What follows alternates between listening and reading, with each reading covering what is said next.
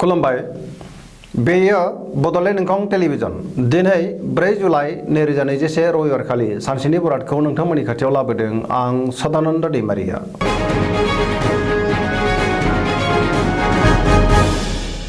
सिगां फरायनो लादों मेष राशि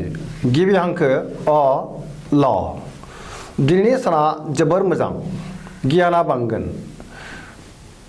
मोजां सोलो फैगोन, गोसोआव गोदान साननाय फैगोन,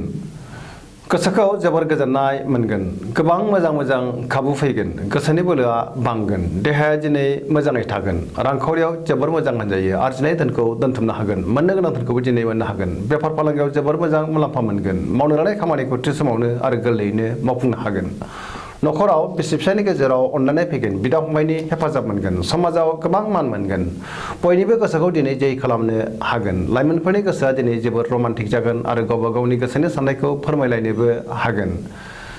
गोसोनि साननायफोरा जाफुंगोन, गोदान खामानियाव दिनै आखाइ होनो हागोन, बहानिफ्रायबा मोजां खौरां फैगोन, जायखि खामानि मावा मानो दिनै मोजाङैनो मावफुंनो हागोन आरो जाफुंसारगोन। फरायसाफ्रा फरायनायाव गोसो दुंखांगोन आरो मोजां फिथाइ मोनगोन।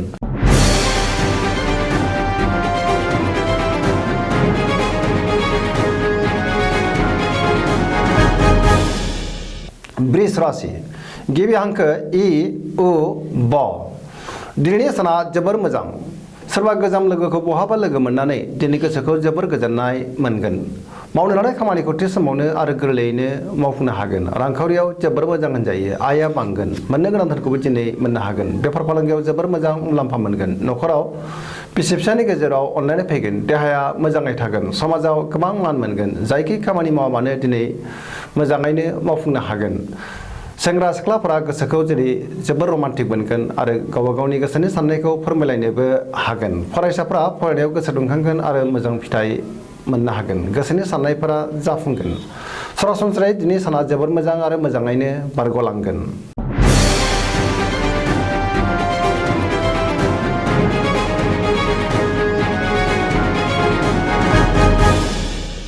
मिथुन राशि गिबि हांखो क स। दिनैनि साना जोबोर मोजां, आयआ बांगोन, गोसोखौ दिनै जोबोर गोजोननाय मोनगोन, सोरबा लोगोनिफ्राय हरखाबै मोजां खौरां मोनगोन, देहाया दिनै मोजाङै थागोन, रांखावरियाव जोबोर मोजां होनजायो, मोननो गोनां धोनखौ दिनै मोननो हागोन, अब्लाबो खरसायाबो बांगोन, बेफार फालांगियाव जोबोर मोजां मुलाम्फा मोनगोन, न'खराव बिसि फिसायनि गेजेराव अनलायनाय फैगोन, गोसोनि साननायफोरा जाफुंगोन, बिदा फंबायजों मोजां सोमोन्दो थागोन, बिमा बिफानि अननाय आरो बोरखौ मोनगोन, गुबुननि हेफाजाब मोनगोन। लाइमोनफोरनि गोसोआ जोबोर रमान्टिक जागोन आरो गावबा गावनि गोसोनि साननायखौ फोरमायलायनोबो हागोन, धोरोमारि बिथिङाव गोसो दुंखांगोन। सरासनस्रायै दिनै साना जोबोर मोजां आरो मोजाङैनो बारग'लांगोन।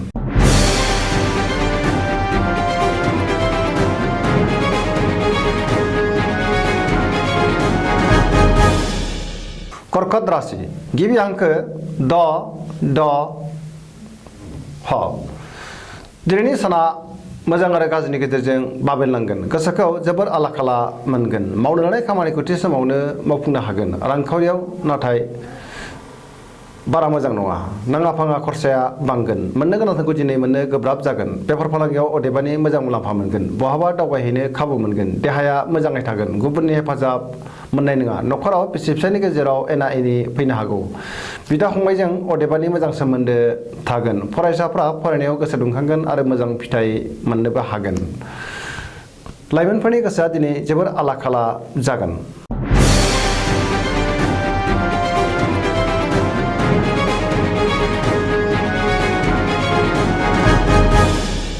सिंह राशि गिबि हांखो म ट। दिनैनि साना जोबोर मोजां, जेरावबो देरहासार जागोन, गोसोखौ दिनै जोबोर गोजोननाय मोनगोन,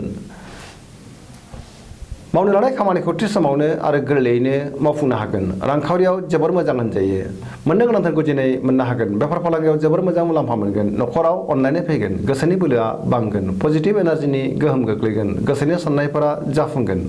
बहानिफ्रायबा मोजां खौरां फैगोन, समाजाव गोबां मान मोनगोन, न'खराव बिसि फिसायनि गेजेराव अनलायनाय फैगोन, गोदान खामानियाव आखाइ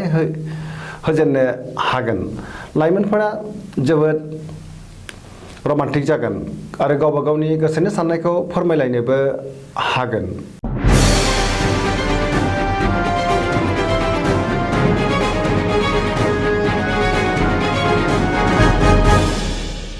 कन्या राशि गिबि हांखो प ट दिनैनि साना जोबोर मोजां आया बांगोन गोसोनि बोलोआ बांगोन सुथुरखौ दिनै गोरलैयैनो फेजेननो हागोन सोरबा गोजाम लोगोखौ बहाबा लोगो मोननानै गोसोखौ दिनै जोबोर गोजोननाय मोनगोन गोबां खामानि मावनो गोसो दुंगोन समाजाव गोबां मान मोनगोन गुबुननि गोसोखौ गोरलैयैनो बोनो हागोन आरो गुबुननि अनसायनाय मोनगोन गुबुनजों गोरोबनानै मोजां खामानि मावनो हागोन गुबुननि गोसोखौ बोनो हानानै दिनै बांसिन मान मोननो हागोन रांखावरियाव जोबोर मोजां होनजायो बेफार फालांगियावबो जोबोर मोजां देहाया दिनै मोजाङै थागोन अब्लाबो जानाय लोंनायाव सांग्रां जानाया गाहाम नखराव बिसि फिसायनि गेजेराव अनलायनाय फैगोन सेंग्रा सिख्लाफ्रा गोसोखौ दिनै जोबोर रमान्टिक मोनगोन आरो गावबा गावनि गोसोनि साननायखौ फोरमायलायनोबो हागोन गुबुनजों मोजां सोमोन्दो लाखिनो रोंगोन गुबुननि अनसायनायखौ मोननो हागोन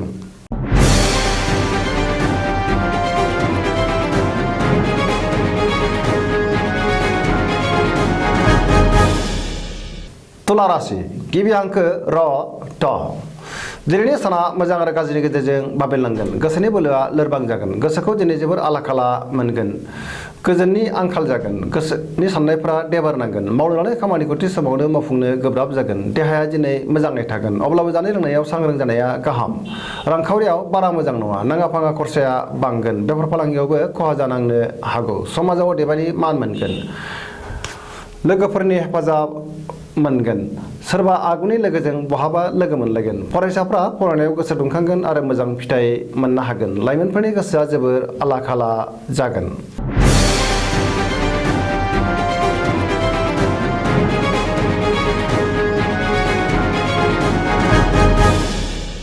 वृश्चिक राशि गिबि हांखो न स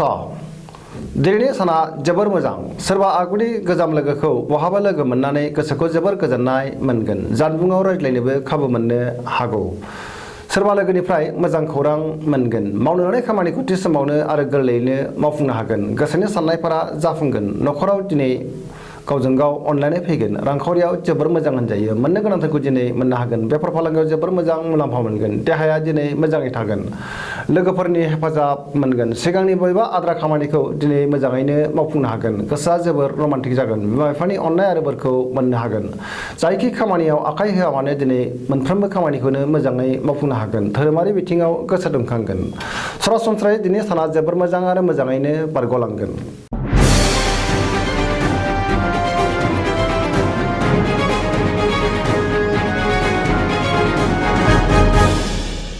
धनु राशि गिबि हांखो ढ फ भ दिनैनि साना मोजां आरो गाज्रिनि गेजेरजों बाबेनलांगोन गोसोखौ जोबोर उसुखुथु मोनगोन गोसोनि साननायफोरा देबारनांगोन सोरबा लोगोआ खहा खालामनो नाजागोन सांग्रां जानाया गाहाम मावनो लानाय खामानिखौ थि समावनो मावफुंनो गोब्राब जागोन रांखावरियाव मोजां मोननो गोनांखौ दिनै मोननो हागोन बेफार फालांगियावबो मोजां मुलाम्फा मोनगोन समाजाव मान मोनगोन देहाया दिनै मोजाङै थागोन अब्लाबो जानाय लोंनायाव सांग्रां जानाया गाहाम नखराव अनलायनाय फैगोन बिदा फंबायनि हेफाजाबखौ मोननो हागोन बिमा बिफानि अननाय आरो बोरखौ मोनगोन गोसोआ दिनै रमान्टिक जागोन फरायसाफ्रा फरायनायाव गोसो दुंखांगोन आरो मोजां फिथाइ मोननोबो हागोन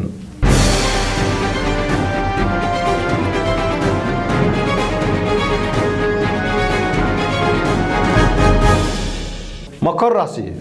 गिबि हांखो ख ज दिनैनि साना जोबोर मोजां गोसोखौ जोबोर गोजोननाय मोनगोन पजिटिभ एनार्जिनि गोहोम गोग्लैगोन देहाया दिनै मोजाङै थागोन अब्लाबो जानाय लोंनायाव सांग्रां जानाया गाहाम रांखावरियाव जोबोर मोजां मोननो गोनांखौ दिनै मोननो हागोन आया बांगोन आरजिनाय धोनखौ दोनथुमनोबो हागोन बेफार फालांगियाव मोजां मुलाम्फा मोनगोन नखराव अनलायनाय फैगोन गोसोनि बोलोआ दिनै बांगोन समाजाव गोबां मान मोनगोन सोरबा लोगोनिफ्राय मोजां खौरां फैनो हागौ गुबुननि थाखाय मोजां खामानि मावनानै होनो हागोन समाजाव बयजोंबो अनजागोन आरो अनसायजागोन बयनिबो अनसायनायखौ मोननानै दिनै गोसोआ जोबोर गोजोननाय मोनगोन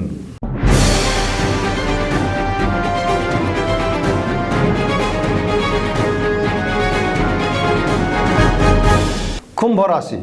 गिबि हांखो ग स स दिनैनि साना जोबोर मोजां गोसोनि साननायफोरा जाफुंगोन गोसोखौ दिनै जोबोर गोजोननाय मोनगोन गोबां मोजां मोजां खाबु फैगोन मावनो लानाय खामानिखौ थि समावनो आरो गोरलैयैनो मावफुंनो हागोन समाजाव गोबां मान मोनगोन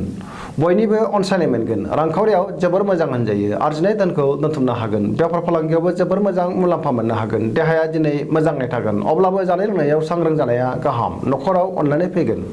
सोरबा लोगोनिफ्राय हरखाबै मोजां खौरां फैनो हागौ गोसोआ दिनै जोबोर रमान्टिक जागोन गोसोनि साननायखौ गुबुननो फोरमायनोबो हागोन फरायसाफ्रा फरायनायाव गोसो दुंखांगोन आरो मोजां फिथाइ मोनगोन सरासनस्रायै दिनै साना जोबोर मोजां आरो मोजाङैनो बारग'लांगोन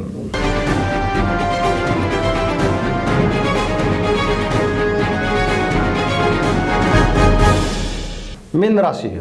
गिबि हांखो ड स दिनैनि साना मोजां आरो गाज्रिनि गेजेरजों बाबेनलांगोन गोसोखौ जोबोर उसुखुथु मोनगोन गुबुननि थाखाय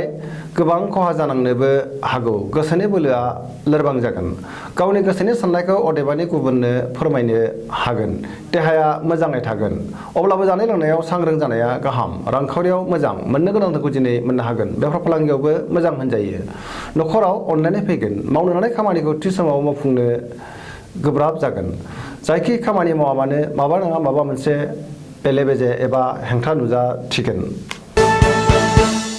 दिनैनि राशि फरायनाया एसेनोसै जोबनायाव बेखौनो खावलायो जाहाथे नोंथांमोना सानफ्रामबो जोंनि बे बड'लेण्ड इंखं टेलिभिजनखौ नायबाय थायो आरो साबस्क्राइब खालामो लोगोसे शेयार खालामो लाइक खालामो एसेनोसै गोजोन्थों